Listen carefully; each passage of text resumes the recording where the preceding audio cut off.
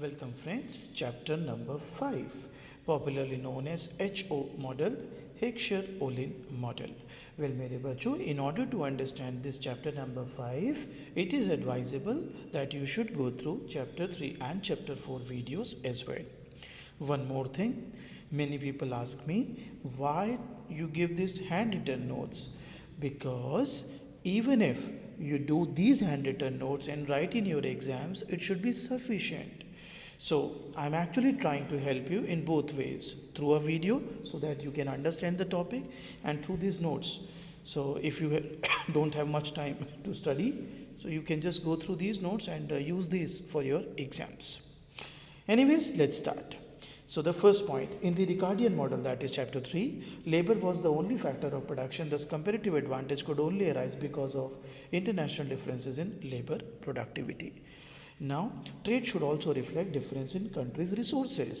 बच्चों सिर्फ लेबर ही थोड़ा ना रिसोर्स होता है, कैपिटल होता है, नेचुरल रिसोर्सेज होते हैं, तो वो भी तो डिसाइड करने चाहिए ना आपके ट्रेड पैटर्न को.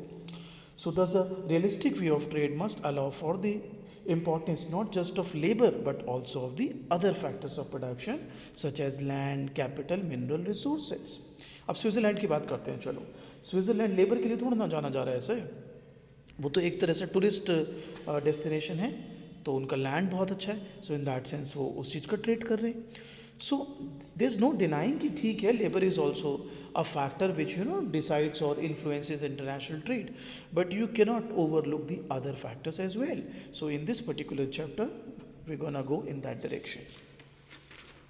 So this chapter or model shows that comparative advantage is influenced by the interaction between nations' resources, that is relative scarcity or abundance of factors of production and technology of production. तो कुछ resources हो सकते हैं scarce हो, कुछ हो जो abundance में हो, तो वो भी decide करेंगे कि आप किस चीज़ का trade और कितना trade करेंगे. So this model was developed by Eli Heckscher and Bert Ohlin, popularly known as Heckscher-Ohlin model or HO model.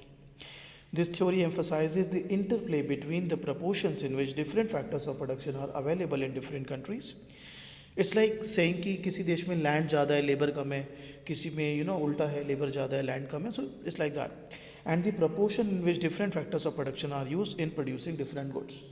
और ना सिर्फ ये देखना है कि फैक्टर्स ऑफ प्रोडक्शन कितनी क्वांटिटी में अवेलेबल है किसी कंट्री में, पर ये भी देखना है कि जो कंट्री गुड्स बनाती है उसमें उन फैक्टर्स ऑफ प्रोडक्शन का कितना प्रपोर्शन यूज़ करती है वो. So, thus it is also referred to as factor proportion theory. So अब हम एक एग्जाम्पल से आपको सिखाएंगे मेरा बेटा. Sit back and relax. Enjoy the topic.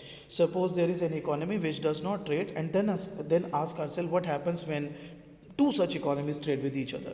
So now put it other way. There are say two countries, each aloof. They are not trading with each other, or for that matter with anyone, any nation. So suddenly if they were to trade, say with each other, how the things will turn up, let's see. So model of a two-factor economy, or simplest version of factor proportion model, or also known as 2 by 2 by 2 model. So we call two countries home and foreign. We will have two goods, cloth and food. Unlike the specific factors model जो chapter 4 था, we assume that the immobile factors that were specific to each sector, remember capital in cloth, land और terrain in food, उसमें हम क्या सिर्फ labour को मान लेते थे मोबाइल फैक्टर. सो अब हम क्या कह रहे हैं कि नहीं, बाकी के फैक्टर्स भी मोबाइल हैं. That is in long run, वो शॉर्ट रन का थ्योरी था.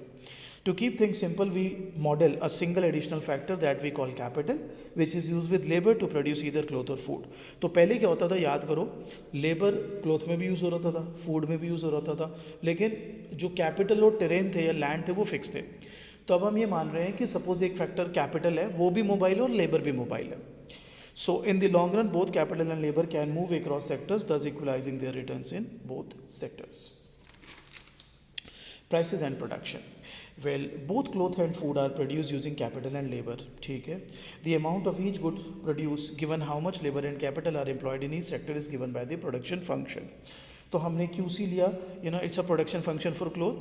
इसमें KCLC यूज़ हो रहा है. KCLC का मतलब है कितना कैपिटल यूज़ हो रहा है क्लोथ बनाने में, कितना लेबर यूज़ हो रहा है क्लोथ बनाने में. QF मतलब production function of food.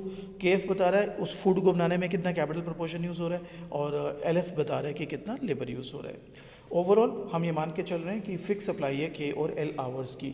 Labour hours भी लिमिटेड है और कैपिटल आवर्स भी लिमिटेड हैं. AKC, ALC, AKF, ALF, बेटा बिल्कुल वही है जो पहले सीखा था। पहले क्या सीखा था, याद करो, पर यूनिट लेबर रिक्वायरमेंट सिखाता था मैं तुमको, ये भी वही है। AKC है capital use to produce 1 yard of cloth, ALC है labour use to produce 1 yard of cloth, AKF है capital use to produce 1 calorie of food, ALF है labour use to produce 1 calorie of food, यानी per unit labour requirement. पर एक फ़र्क है मेरा बच्चा, वो फ़र्क क्या है मैं बता देता हूँ। सबसे पहले these unit input requirements are very similar to the Ricardian model जो हमने पहले आपको सिखाई थी चैप्टर 3 में। However there is one major difference here, quantity of capital और labour used to produce a given amount of cloth और food rather than quantity required to produce that amount. Chapter 3 में जब आप पर यूनिट लेबर रिक्वायरमेंट करते थे तो वहाँ पर उसका मतलब होता था कि इतने यूज़ होंगे एक यूनिट बनाने में। यहाँ पर इनका मतलब है इतने यूज़ हुए हैं एक यूनिट बनाने में। So we will now explain this with numbers. Suppose production of 1 yard of cloth requires 2 work or labor hours and 2 machine hours. So AKC 2, ALC 2. The production of food requires that is 1 calorie, 1 work hour and 3 machine hours. So AKF is 3 and ALF is 1. Further, assuming that the economy is endowed with 3000 units of machine hours and 2000 units of work or labor hours. So the total machine hours used for both cloth and food obviously cannot exceed the supply of capital. So AKC into QC plus AKF into QF cannot be more than K. It could be either less than or equal to K. इसका मतलब है मेरे बच्चों, आपके जो भी machine hours हैं, चाहे वो क्लोथ बनाने में यूज़ हो या फूड बनाने में यूज़ हो, मैक्सिमम 3000 आवर्स ही हैं आपके पास। Same for labor hours. So similarly the resource constant for labor ALC into QC plus ALF into QF, that means चाहे आप क्लोथ बनाने में यूज़ करें लेबर को, चाहे फूड बनाने में, चाहे दोनों में, 2000 is the limit up to which you can use those labor or work hours. So अब हम बनाते हैं production possibility frontier without factor substitution. अगर हम ये एज्यूम कर लें कि लेबर कैपिटल से सब्सिट्यूट नहीं हो सकता या कैपिटल लेबर से सब्सिट्यूट नहीं हो सकता, तो क्या होगा, तो मैं आपको समझाता हूँ मैंने इसको किस तरह से बनाया है आपके लिए। चलो पहले बात करते हैं पॉइंट 1 की, क्वांटिटी ऑफ फूड। ठीक है, आराम से सोचना। आपको मशीन आवर्स 3000 थे, हाँ थे। फूड बनाने में कितने मशीन आवर्स लगते हैं, 3। सो अगर आप पूरे 3000 यूज़ करोगे 1000 मशीन आवर्स, मतलब 1000 यूनिट्स बना पाओगे, राइट। पर मेरे बच्चे आपको साथ में लेबर आवर्स भी तो चाहिए। कितने लेबर आवर में एक यूनिट बनती है, सर 1। आपको 1000 मैक्सिमम बनानी है तो you will be requiring 1000 labour hours. Now there is a problem. The problem is maximum number of labor hours is 2000. You are just using 1000. Don't you think still 1000 labor hours are left? So this point 1 shows you're producing 1000 units of food, but you are left with 1000 labor hours. This is what 2000 is. अगर आप पूरा 2000 use करते तो you could have had 2000 units of food. But you cannot produce because you need both labor hours as well as capital hours in order to produce. तो capital hour या machine hours तो पूरे use हो रहे हैं, लेकिन labor hours 1000 use हो रहे हैं क्योंकि 1000 यूनिट बनाने के लिए 1000 ही चाहिए थे। अब आते हैं पॉइंट 2। यहाँ पर मैं यहाँ से शुरू करूँगा। वर्किंग आवर्स 2000 by 2 1000, वाई बताता हूँ। आप खुद देख लीजिए, क्लोथ बनाने के लिए कैपिटल आवर्स भी 2 चाहिए और लेबर आवर्स भी 2 चाहिए। Yes sir. Labour hours maximum कितने हैं आपके पास, सर 2000। पूरे लगा दोगे कितने यूनिट आएंगे, 1000। अब खाली लेबर से तो बनेगा नहीं गुड, कैपिटल आवर्स भी चाहिए, पर कैपिटल आर की रिक्वायरमेंट भी तो 2 ही है पर यूनिट, तो आप कैपिटल आवर्स भी तो 2000 आवर्स यूज़ करोगे, राइट। जबकि आपके पास टोटल कितने थे, 3000। तो you are still left with 1000 left over machine hours. और ये मैंने वही बनाया मैक्सिमम दिखाने के लिए कि इतना बन सकता था। So the catch here is you need to understand कि बेटा आप वही गुड बना सकते हैं राजे जिसमें कैपिटल लेबर दोनों यूज़ हुए हों। खाली कैपिटल बना के नहीं बन सकता गुड, खाली लेबर यूज़ करके नहीं बन सकता गुड। तो आप देख रहे हो पॉइंट 1 भी इनएफिशिएंट है, पॉइंट 2 भी इनएफिशिएंट है। वाई? बिकॉज इसमें कुछ वेस्टेज हो रही है, कुछ लेबर बच रहा है, नहीं तो किसी में कैपिटल बच रहा है। तो बच्चा कहता है ये तो हो गए पॉइंट 1 और 2, वट अबाउट 3? इसमें हमने कोशिश की है कि सारे रिसोर्स यूज़ हो जाए। So at point 1, economy specializes in food and producing 1000 calories of food. Here they have a spare labor capacity, only 1000 out of 2000 work hours are used. So at point 2, the economy is specializing in cloth and producing 1000 yards of cloth. There is still spare capital capacity, only 2000 machine hours out of 3000 are employed. जो मैंने अभी सिखाया आपको, अब बात करते हैं point 3 की, this one. At point 3, economy is employing all of the labor and capital resources, 1500 से machine hours and 1500 work hours in cloth। तो अब किस तरह से लगाया होगा? अगर क्लोथ की बात हो रही है, क्लोथ की माइंडेड, ये क्लोथ की रिक्वायरमेंट है आपकी 2 ईच, यस सर। तो 15 आप अगर दोनों में लगाते हो तो 750 क्लोथ आ जाएंगे, यस सर। 1500 मशीन आवर्स लगाए और 500 वर्क आवर्स, तो 500 आपका फूड आ जाएगा। 1500 divided by 3, 500 divided by 1. So you can actually, if you want, you can say this is 750 and this is 500. Cool? याद रखें ये PPC है आपका, ये PPF है, ये हिस्सा पूरा, ये किंक 132, ये तो एक्स्ट्रा है, you can't use those. Cool? So the important feature of this PPF is that the opportunity cost of producing an extra yard of cloth in terms of food is not constant. ये यहाँ पर अलग है, यहाँ पर अलग है, ये वैल्यूज़ कैसे आए मैं अभी सिखाता हूँ आपको।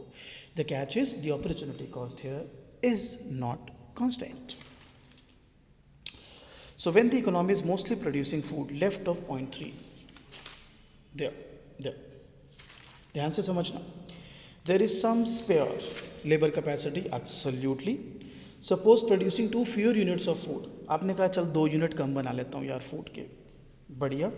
अगर आप फूड के 2 यूनिट कम बनाते हो, ध्यान से समझना, रिक्वायरमेंट देख लो, तो आप कैपिटल 6 छोड़ दोगे, 6 क्योंकि 6 आवर्स लगे होंगे कैपिटल के भी उन 2 यूनिट्स ऑफ फूड बनाने में। हाँ सर, तो देखिए ना, producing 2 fewer units of food leave 6 machine hours that can be used to produce 3 yards of clothes. So the opportunity cost is 2/3. Now when the economy is producing mostly cloth, that is to the right of point 3. Bacho, to the right of point 3. Then there is some spare capital capacity. Yeah, absolutely. Producing 2 fewer units of food, releases 2 work hours that can be used to produce 1 yard of cloth. So the opportunity cost of cloth is 2. Right मेरा बच्चा? ये सारा इस पे depend कर रहा है मेरा बेटा, फूड की रिक्वायरमेंट पर। 1, 3. So अब दोबारा देखो ना, producing 2 fewer units of food releases 2 work hours that can be used to produce 1 yard of cloth, and the opportunity cost of cloth will then be 2. Thus the opportunity cost of cloth is higher when more units of cloth are being produced. तो gas अब तक हमने किया था without factor substitution, जहाँ पर हम ये एज्यूम कर रहे थे कि आपका लेबर कैपिटल से सब्स्टिट्यूट नहीं हो सकता and vice versa. But now अगर हम ये एजम्पशन हटा दें और हम ये मान लें कि नहीं factor substitution is possible, then क्या है रहेंगी प्रोसीडिंग्स, आइए देखते हैं। PPF with factor substitution, that's production possibility frontier. If capital can be substituted for labor and vice versa, the PPF no longer has a kink. But it remains true that the opportunity cost of cloth in terms of food rises as the economy production mix shifts towards cloth. इसको 2 तरीके से समझेंगे आप। Day 1 से जब से economics आपने शुरू करी, आपको पता है कि अगर आपका अपॉर्चुनिटी कॉस्ट इंक्रीजिंग है तो जो आपका PPC या PPF है वो कॉनकेव होगा। अब सवाल उठता है यहाँ पर ये कैसे हम बोल रहे हैं, तो मैं आपको दिखा देता हूँ। ये देखें, आपका स्लोप पहले भी -2/3 था, अभी भी 2 ही है, यानी वो बढ़ रहा है। सो इन दैट सेंस हम ये कहेंगे कि आपकी अपॉर्चुनिटी कॉस्ट इज इंक्रीजिंग। आगे बढ़ते हैं। सो वेयर ऑन PPF, अब तो आपको ये तो पता चल गया कि PPF जो है वो कॉनकेव है। नाउ द क्वेश्चन इज उस कॉनकेविटी में कहाँ पर प्रोड्यूस करेगी इकोनॉमी, कौन से पॉइंट पर। So where on the PPF does the economy produce? Well, it depends on the prices. Specifically, the economy produces at that point that maximizes the value of production. और value of economics production क्या होगा, जितना भी QC बनाओगे into उसका price, जितना भी QF बनाओगे इनटू उसका प्राइस। तो ये हमने आइसो वैल्यू लाइंस बनाई है, बेसिकली इनका स्लोप वही है -PC/PF। So the economy will produce where the opportunity cost of cloth in terms of food is equal to the relative price of cloth, that is PC/PF। So that is the point जहाँ पे economy produce कर रही है। क्यों? क्योंकि यहाँ पर they have the highest possible value of their products. और choosing a mix of inputs, चलो अब आपने ये तो डिसाइड कर लिया कि आप क्यू पर आएंगे, इतना क्लोथ बनाएंगे, इतना फूड बनाएंगे। अब ये तो बताइए कि क्लोथ बनाने के लिए कितना इनपुट यूज़ करोगे, कितना लेबर, कितना कैपिटल, और फूड बनाने के लिए सेम आप किस प्रपोर्शन में आपके इनपुट्स यूज़ करोगे। So we have seen so far that in a two-factor model, a farmer, for example, can choose between using more capital and less labor or vice versa. What input choice will he actually make? So it depends on the relative cost of capital and labor. आप खुद सोचिए, अगर wages सस्ते हैं तो labour ज़्यादा use होगा, और अगर रेंट जो है कैपिटल रेंट वो सस्ता है तो कैपिटल ज़्यादा यूज़ होगा. So if capital rental rates are high and wages are low, farmers will choose less capital and more labor and vice versa. Thus input choice will depend on W upon R. The relationship between factor prices and the ratio of labor to capital used in the production of food is shown as FF, and there is a corresponding relationship between W by R and labor capital ratio in cloth production shown as CC. ये है मेरे बच्चों, ये आप ध्यान दीजिए, L by K और W by R का रेशो डाउनवर्ड, और ये आपको दिखाया है CCFF. कोई बच्चा कहता है कि कुछ बच्चे कहते हैं CC आप आगे की तरफ क्यों बना रहे हो. मैं इसका भी एक पॉइंट देता हूँ, आप देखना. अब इसका मैं एक्सप्लेनेशन देता हूँ जो मैंने बनाया. CC is shifted out relative to FF, indicating that any given factor prices production of cloth will always use more labor relative to capital. In other words, we assume that production of cloth is labor intensive and food is capital intensive. So आप देख सकते हैं एक W by R पर L by K ज़्यादा है CC का, यानी वो ज़्यादा लेबर यूज़ करेगा. तो अज्यूम करके चलेंगे कि आपका जो क्लोथ है वो लेबर इंटेंसिव है. Factor prices and goods prices. So अब आपने ये देखना है कि यार आपने कौन कौन से इनपुट यूज़ करने हैं, तो उनके प्राइसेस पे भी डिपेंड करेगा ना वो. So suppose for a moment the economy produces both cloth and food. Well this need not be the case अगर country is engage in international trade, because it might then specialise in producing one country. याद करो wine वाला example chapter 3, खाली wine में specialise हो जाते थे. खैर आगे बढ़ते हैं. Then competition among producers in each sector will ensure that the price of each good equals the cost. हम यहाँ पे मान के चलेंगे कि competitive market या perfect competition है, तो आपको पता है वहाँ पर P is equal to MC होता है, so price is equal to cost. So the cost of production however depends on factor prices. So suppose if wage rises, then the price of any good whose production uses labor will rise. आपने भी assume किया कि आप चाहे cloth बना लो, आप चाहे food बना लो, आप लेबर तो यूज़ करते ही हो, ठीक बात. तो अब अगर वेज बढ़ जाते हैं और आप लेबर यूज़ कर ही रहे हो अपने प्रोडक्शन के लिए, तो आपकी कॉस्ट ऑफ प्रोडक्शन भी बढ़ेगी. So it also depends on how much of that factor is use as well. अब अगर आप क्लोथ की बात करते हैं, वो कैपिटल इंटेंसिव माना है ना, लेबर इंटेंसिव सॉरी. तो अगर वेज बढ़ेगा तो ऑब्वियसली उस पर ज़्यादा असर पड़ेगा, उसकी कॉस्ट ज़्यादा बढ़ जाएगी. और फूड में उतना असर नहीं पड़ेगा क्योंकि फूड आप पहले ही मान के चल रहे हो that it is capital intensive. So if food production uses little labor, then rise in wage rate will not have much effect on the price of food, whereas if cloth uses a lot of labor, a rise in wage will have a large effect on the price. तो ये बनाए वही है कि PC upon PF अगर बढ़ेगा तो W by R बढ़ेगा, या W by R बढ़ेगा तो PC by PF भी बढ़ेगा, because P is equal to MC. Cost बढ़ेगी तो प्राइस बढ़ेगा. So the higher the relative cost, the higher must be the relative price.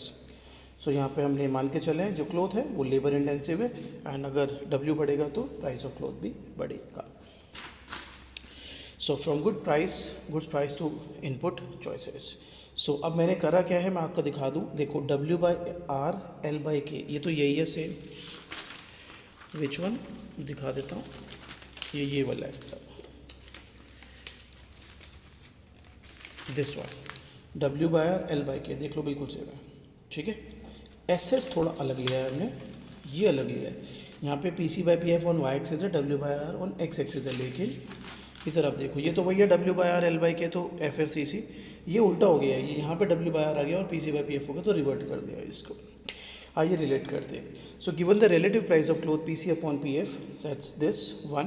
The ratio W by R 1 must be there at equilibrium. This wage rental ratio then implies कि जो ratio of labour to capital है in both cloth and food. तो आप देख लीजिए यहाँ से cloth में L by C upon K by C 1, और फूड में LF अपॉन KF 1. अब व्हाट हैपन्स अगर ये बढ़ जाए, if the relative price of cloth rises say to PC upon PF to 2, the wage rental ratio must rise to W by R 2. अब ये PC upon PF 1 बढ़कर हो गया PC अपॉन PF 2, तो ये आगे जाकर W by R 2 करेगा. आप देखो इससे फूड में भी लेबर की क्वांटिटी कम हो गई है और क्लोथ में भी. So this will cause the labor capital ratio used in the production of both the goods to drop because labor is now relatively more expensive. एक बड़ा important lesson है. The left panel tells us that an increase in the price of cloth relative to that of food will raise the income of workers relative to capital owners, right? क्योंकि उनको ज़्यादा veg मिल रहा है. But such a change in relative prices will surely raise the purchasing power of workers and lowers the purchasing power of capital owners by raising real wages and lowering real rents in terms of both goods. ये बताइए, आपको अभी आप बताया गया था ना PC बढ़ गया, हाँ, तो आपको नहीं लगता फिर वेज भी बढ़ेंगे? हाँ, तो लेबर की रियल इनकम बढ़ी, और अगर लेबर की रियल इनकम बढ़ेगी और at the on the other hand don't you think जो आपका कैपिटल है, वो जो कैपिटल ओनर्स हैं उनकी रियल रेंट कम हो जाएंगे. इसको एक और तरीके से भी सिखाता हूँ आपको मैं, ध्यान दीजिएगा.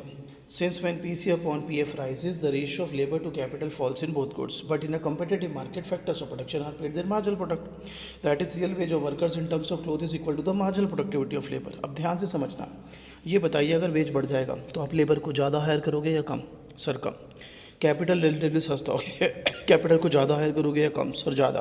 लॉ ऑफ डिमिनिशिंग रिटर्न का अजम्पशन है, आप बताइए अगर कैपिटल ज़्यादा लगाते जाओगे तो डिमिनिशिंग रिटर्न के हिसाब से एमपी गिर जाएगा, और आप लेबर को कम लगा रहे हो क्योंकि वेज महंगा, आप डिमांड कम कर रहे हो तो उसका एमपी बढ़ जाएगा. So now when the ratio of labor to capital falls in producing either good, the MP of L in terms of that good increases, so workers get higher real wage, क्योंकि MP बढ़ेगा, MP के बराबर veg मिल रहा है. On the other hand MP of K falls because आप ज़्यादा capital use कर रहे हो, MP के गिर रहा है, और क्योंकि उनके मार्जिनल प्रोडक्टिविटी के बराबर ही उनको रिटर्न मिलेगा. So on the other hand MP के falls in both industries, so capital owners find their real incomes lower in terms of both the goods. Simple भाषा में अगर हम ये समझें, इसको 3 स्टेप्स में समझते हैं. देखिए, अगर आप वेज देते हैं लेबर को तो उसकी मार्जिनल प्रोडक्टिविटी के हिसाब से देते हैं. कैपिटल ओनर को कैपिटल रेंट देते हैं तो अगेन कैपिटल की मार्जिनल प्रोडक्टिविटी के हिसाब से देते हैं. अब क्योंकि वेजेस महंगे हो गए तो आप लेबर की डिमांड कम करेंगे तो लेबर कम हायर होगा, और डिमिनिशिंग रिटर्न्स का एजम्पशन है यहाँ पर, अगर आप कम लेबर लगाएंगे तो एमपी के ज़्यादा रहेगा, और जैसे जैसे आप कैपिटल बढ़ाते रहेंगे क्योंकि कैपिटल की डिमांड बढ़ा दी क्योंकि रिलेटिवली वो सस्ता हो गया तो उसका एमपी के गिर जाएगा. सो डोंट यू थिंक अगर एम पी के बराबर वेज दिए जा रहे हैं तो एम पी ऑफ लेबर ज़्यादा हो गया तो वेज बढ़ रहे हैं, एम पी ऑफ के कम हो गया तो वेज कम हो रहे हैं. सो अब अगर एज अ लेबर जितनों को भी काम मिल रहा है ऑब्वियसली उनको रियल वेज तो बढ़ गया ना, उनको तो ज़्यादा पैसे मिल रहे हैं, और जो रियल रेंटल इनकम है कैपिटल ओनर्स की वो कम हो गई. अब आते हैं बच्चे रिसोर्सेज एंड आउटपुट. तो हम यहाँ पे एक केस अज्यूम कर रहे हैं, that is an increase in the supply of labour shifts the PPF outward from TT1 to TT2. Suppose ये TT1 आपका ओरिजिनल प्रोडक्शन पॉसिबिलिटी फ्रंटियर था, ये वही क्यू पॉइंट है जो हमने अभी पीछे देखा था. सो यहाँ पे इकोनॉमी प्रोड्यूस कर रही है. सो व्हाट इफ़ अगर आपका सप्लाई ऑफ लेबर बढ़ जाए आपकी इकोनॉमी में, तो आप देखोगे आपका रिसोर्स बढ़ गया है, लेकिन ये पैरेलल मतलब स्मूथ शिफ्ट नहीं है, ये डिसप्रपोर्शनेट शिफ्ट है. ऐसा क्यों मैं बताता हूँ. So the PPF shift outwards from TT1 to TT2 but does so disproportionately in the direction of cloth. Why in direction of cloth? क्योंकि इसको हम बोलते हैं बाइस्ड. बाइस्ड क्यों है आप बताइए. क्लोथ आपका कैपिटल इंटेंसिव था, हाँ जी, तो आपको नहीं लगता जैसे ही लेबर की सप्लाई बढ़ेगी तो क्लोथ वाला ज़्यादा अट्रैक्ट करेगा क्योंकि वो उसको चाहिए ज़्यादा. सो अल्टीमेटली ये इतना बाइस्ड होगा, इतना डिसप्रपोर्शनेट होगा कि क्लोथ का प्रोडक्शन पहले से ज़्यादा होगा और फूड का पहले से भी कम हो जाएगा. So the result is that an unchanged relative price of cloth indicated by this slope minus PC upon PF, food production actually declines from Q prime F to Q to F. So basically अगर supply of labor बढ़ता है, this is how it should be done. अगर suppose supply of capital बढ़ता तो ये दूसरी तरफ disproportionate होता तो फूड का प्रोडक्शन बढ़ जाता और क्लोथ का प्रोडक्शन कम हो जाता. Last topic relative prices and the pattern of trade. ये जो RS और RD हैं आप पहले भी देख चुके हैं. In the absence of trade home's equilibrium would have been at E1 rather, whereas foreign equilibrium would have been at 3. अब मेरे बच्चों मैंने आपको चैप्टर 3 में भी बताया था, 4 में भी बताया था कि अगर इंटरनेशनल ट्रेड होता है तो वो म्यूचुअल एडवांटेजेस या म्यूचुअल बेनिफिट पर होता है. So trade leads to a world relative price that should lie between these two, ताकि दोनों को फ़ायदा हो. तो somewhere here. So trade leads to a world relative price that lies between the pre-trade price, that is PC upon PF1 and PC upon PF3 such as PC upon PF2. So conclusion क्या है HO model का, HO theory का, आइए एक बार समझ लेते हैं. The country that is abundant in a factor exports the good whose production is intensive in that factor. तो इसको सिंपल भाषा में आप बताइए, होम जो है वो क्लोथ एक्सपोर्ट कर रहा है, क्यों? क्योंकि हम ये मान के चल रहे हैं कि A होम के पास लेबर ज़्यादा है, B होम क्लोथ जो वो प्रोड्यूस करके एक्सपोर्ट कर रहा है। क्लोथ की अगर हम बात करें तो वो लेबर इंटेंसिव गुड है। तो एक इकोनॉमी, एक कंट्री वो गुड एक्सपोर्ट करेगी जिसमें ए आपके पास वो रिसोर्स अबंडेंस में हो, वो फैक्टर। दूसरा, जो गुड आप बना रहे हो वो भी उस फैक्टर इंटेंसिव हो, वो बोले उस फैक्टर को ज़्यादा यूज़ करता हो। So the basic crux is this of HO theorem.